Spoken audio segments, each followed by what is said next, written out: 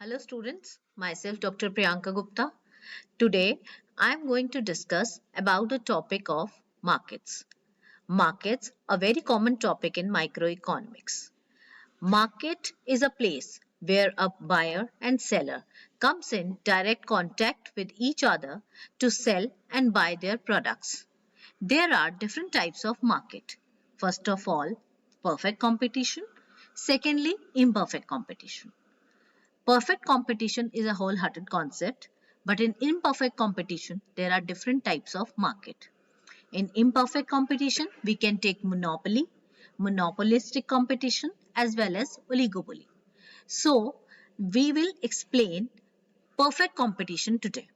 Now, first of all, let's discuss what is perfect competition. What is the meaning of perfect competition? Perfect competition is a market structure in which all the firms sells identical product having no influence on market price. What does it mean? इसका मतलब है perfect competition एक ऐसा market structure है जिसके अंदर firms जो होती हैं, फर्म क्या है? एक यूनिट है, एक स्मॉल यूनिट है. तो फर्म जो होती हैं वो सब identical product, identical means same product, homogeneous product we can call it, बिल्कुल सिमिलर प्रोडक्ट होता है price wise, size wise, tax wise, look wise. आप किसी भी एस्पेक्ट पे उसको देख लीजिए, वो हर तरीके से सिमिलर होता है एंड उसका फर्म का मार्केट के प्राइस को अफेक्ट करने में कोई इन्फ्लुएंस नहीं होता. क्यों नहीं होता वो हम इसको आगे एक्सप्लेन करेंगे. हमें यहाँ ये समझना है कि परफेक्ट कंपटीशन एक ऐसा मार्केट स्ट्रक्चर है जहां पर फर्म्स सिमिलर प्रोडक्ट या होमोजीनियस प्रोडक्ट को सेल करते हैं और इनका मार्केट प्राइस को इन्फ्लुएंस करने में कोई लेना देना नहीं है या कोई इसका नहीं इफेक्ट पड़ता उसके ऊपर. इसका सबसे बेस्ट एग्जाम्पल है फॉरेन एक्सचेंज मार्केट, क्योंकि फॉरेन एक्सचेंज मार्केट के अंदर किसी का भी, कोई भी फर्म का या किसी भी इंडिविजुअल यूनिट का इन्फ्लुएंस नहीं देखा जा सकता. यहाँ पर बहुत सारे फैक्टर्स होते हैं जो इसको अननोइंगली इन्फ्लुएंस करते हैं और उसको हम फीचर्स जब हम देखेंगे, समझेंगे, तो आपको बेटर समझ में आएगा कि क्यों मैं फॉरेन एक्सचेंज मार्केट को इसका बेस्ट एग्जाम्पल बोल रही हूँ. Now, going on to the features of perfect competition. The first feature of perfect competition is large number of buyers and sellers. Now, large numbers of buyers and sellers means what? There are infinite buyers and infinite sellers. बहुत सारे sellers हैं और बहुत सारे buyers हैं. You can't count it. तो जब एक मार्केट में बहुत सारे बायर्स होंगे और बहुत सारे सेलर्स होंगे तो there is a perfect competition, क्योंकि यहाँ पर कोई एक दो सेलर नहीं है, बहुत सारे बायर्स एंड सेलर्स हैं. Secondly, homogeneous product. Homogeneous product अभी हमने पीछे वाली जो स्लाइड थी उसमें हमने डिस्कस किया. होमोजीनियस मीन्स आइडेंटिकल और वी कैन से सिमिलर. यहाँ पर हर प्रोड्यूसर का जो प्रोडक्ट है वो होमोजीनियस है, सिमिलर है. आप प्राइस वाइज देख लें, आप साइज वाइज देख लें, आप लुक वाइज देख लें, कैसे भी देख लें, क्योंकि यहाँ पर सबका जो प्रोडक्ट होता है बिल्कुल आइडेंटिकल होता है, कोई उसमें डिफरेंस नहीं होता और इसी वजह से उनके प्राइस में कोई डिफरेंस नहीं है, तो उसको जो मर्जी कहीं से भी खरीदा जा सकता है. कोई भी जो बायर है वो कहीं से भी खरीदे, उसको प्राइस का कोई डिफरेंस नहीं मिलेगा इस मार्केट में. Third one is freedom of entry and exit. Freedom of entry and exit means what? यहाँ पर प्रोड्यूसर्स की बात हो रही है कि प्रोड्यूसर्स जो हैं वो कहीं पर भी किसी भी मार्केट में एंटर करने के लिए और किसी भी मार्केट से एग्जिट करने के लिए फ्री हैं. देखिए होता क्या है कि एक प्रोड्यूसर जो होता है वो ये देखता है कि किस मार्केट में प्रॉफिट उसको ज्यादा मिलेगा. जहां उसको प्रॉफिट मार्जिन ज्यादा दिखेगा वो उस मार्केट में एंटर कर जाएगा और जब वो मार्केट उसको नॉर्मल प्रॉफिट्स तक देना बंद कर देती है तो वो वहां से एग्जिट कर जाता है.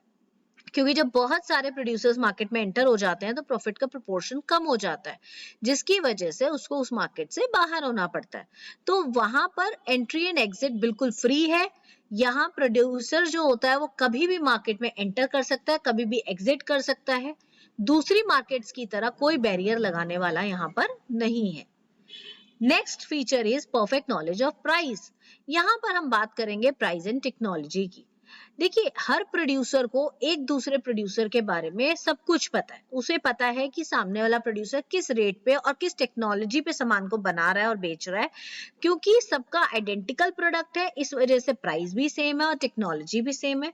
इसीलिए सब एक दूसरे के बारे में जानते हैं। So perfect knowledge is a feature. Next is no transportation cost. Obviously, due to homogeneous product, due to identical product, there is no need to go anywhere, no need to transfer the resources. तो उसको कुछ भी सामान इधर उधर जाने की या खुद के इधर उधर जाके सामान बेचने की जरूरत नहीं है. So there will be no transportation cost also. उसको जहां अगर उसके पास कस्टमर ने आना है तो जहां वो बैठा है वहीं पर कस्टमर आ जाएगा उसके पास. उसको कहीं पर जाने की जरूरत नहीं पड़ेगी अपना सामान बेचने के लिए. अक्सर आपने देखा होगा कि लोग अपना सामान बेचने के लिए एक दूसरी जगह पर आते जाते हैं जहां पर डिमांड ज्यादा होती है. बट यहाँ पर तो उसको पता है कि हाँ भाई प्राइस सेम है, साइज सेम है, लुक सेम है, सब कुछ सेम है. तो जिसको लेना होगा सामान उसके पास आ जाएगा. प्राइस तो सेम है ही. Now next one is no advertisement cost. उसको कोई एडवर्टीजमेंट कॉस्ट भी नहीं देनी. क्यों? एडवर्टीजमेंट कॉस्ट हमें तब देनी पड़ती है जब हमारा प्रोडक्ट किसी दूसरे के प्रोडक्ट से सुपीरियर दिखाना होता है हमें. जब हमें अपने किसी प्रोडक्ट के कुछ एक्स्ट्रा फीचर्स दिखाने होते हैं किसी दूसरे के प्रोडक्ट के कंपैरिजन में.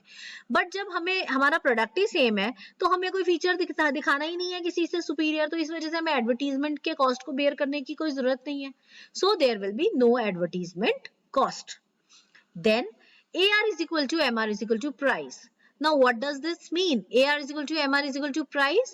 मैं अभी यहाँ शॉर्ट में समझा रही हूँ, बाद में नेक्स्ट स्लाइड में हम इसको डायग्रामेटिकली समझेंगे. इस मार्केट के अंदर हमारा जो एवरेज रेवेन्यू होता है वो मार्जिनल रेवेन्यू और प्राइस के बराबर होता है. अब ये एवरेज रेवेन्यू, मार्जिनल रेवेन्यू और प्राइस के बराबर क्यों होता है ये हम बाद में डिस्कस करते हैं. Final feature is no government intervention. Obviously जब परफेक्टली कॉम्पिटिटिव मार्केट पूरा के पूरा आपके सेलर्स पे बेस्ड है, मार्केट पे बेस्ड है, मार्केट की डिमांड एंड सप्लाई पे बेस्ड है, तो गवर्नमेंट को इंटरफेयर करने की कोई नीड ही नहीं है ना. गवर्नमेंट क्यों इंटरफेयर करेगी? गवर्नमेंट की इंटरफेयर करने की यहाँ कोई गुंजाइश नहीं होती है. तो this market is Holi dependent on the demand and supply of the market. Now let's come over the diagram. अब हम अगर इस डायग्राम की बात करें तो इस डायग्राम में हम देखेंगे कि दो कर्व्स बने हुए हैं. एक पहला जो है यहाँ पर कर्व जो फर्स्ट है जिसमें डिमांड एंड सप्लाई इंटरसेक्ट हो रहा है, ये वाला जो कर्व है ये इंडस्ट्री का कर्व है. और जो दूसरे वाला कर्व है जो आप देख रहे हैं जहां पर D/AR is equal to MR लिखा हुआ है, ये आपका फर्म का कर्व है. तो जो इंडस्ट्री का कर्व है यहाँ पर डिमांड एंड सप्लाई दो कर्व्स बने हुए हैं. मुझे नहीं लगता मुझे डिमांड एंड सप्लाई कर्व आपको एक्सप्लेन करने की यहाँ जरूरत है. तो डिमांड एंड सप्लाई को जब हमने इंटरसेक्ट किया, एक इंडस्ट्री ने जब डिमांड एंड सप्लाई को इंटरसेक्ट किया, तो he got the price line that is P. उसको एक इक्विलिब्रियम प्राइस मिला दैट इज P. तो जब उसे P एक इक्विलिब्रियम प्राइस मिल गया तो उसी प्राइस को उसने फॉरवर्ड कर दिया सारी फर्म्स को. क्योंकि इंडस्ट्री ने प्राइस सेट किया, इंडस्ट्री ने जब डिमांड एंड सप्लाई के इंटरसेक्शन से एक प्राइस सेट कर दिया तो उसी प्राइस को उसने कंटिन्यू किया और आगे फर्म्स को फॉरवर्ड कर दिया. जब फर्म्स को फॉरवर्ड किया तो यही प्राइस आगे तक चला, चाहे n क्वांटिटी सप्लाइड हो चाहे m.